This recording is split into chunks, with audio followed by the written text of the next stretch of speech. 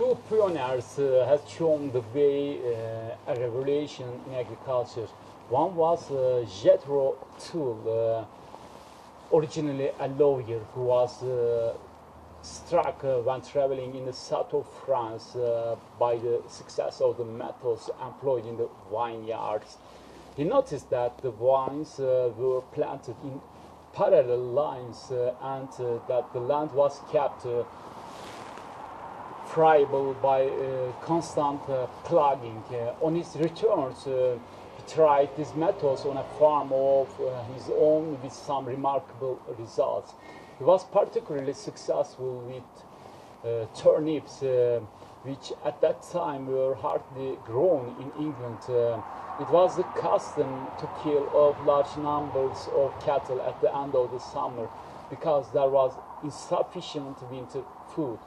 An ample supply of turnips removed the serious difficulty from the farmer's path. Tull taught and showed the importance of care in the choice of seed.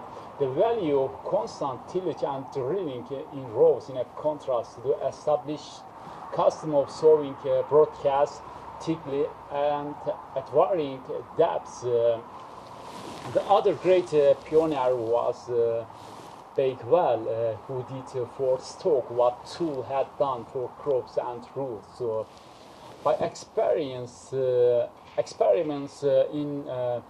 breeding, he effected a remarkable improvement in the quality of horses, cattle, and particularly sheep.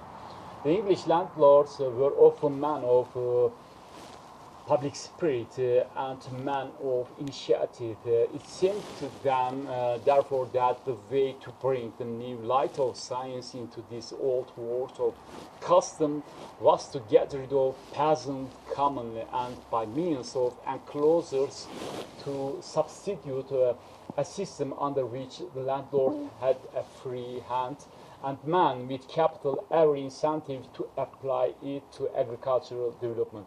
In the separate, they set to work to destroy under the form of law the medieval village and the rights it bestowed on the small and ignorant peasant. The small farmer or peasant could not read and write, and he could not afford to get a lawyer to speak for him about his right. He knew little except that so long as he could remember, he had kept a cow, driven geese across the vast, pulled his foal out of the brushwood and cut his turf from the common, and that his father had done all these things before him.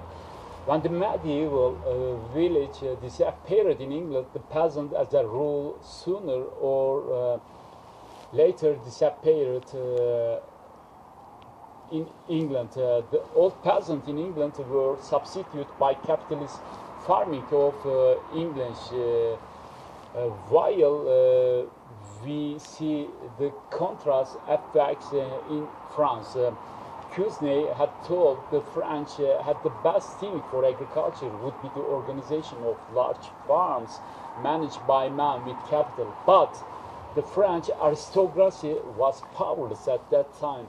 French history supplied the exact converse of English.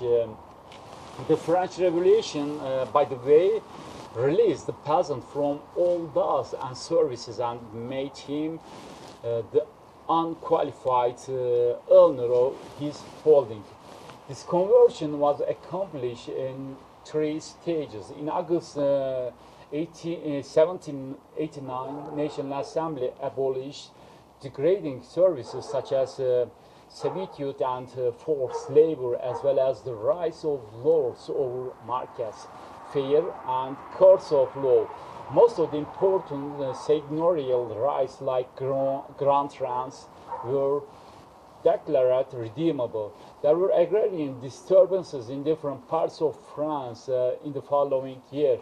And when we came to in 1792, a further concession was made to the peasant. In July 1793, the revolutionary government passed the final act, abolished all seigneurial rights without compensation and ordering that all title or deeds should be burned. The relationship between lord and peasant in France was abolished.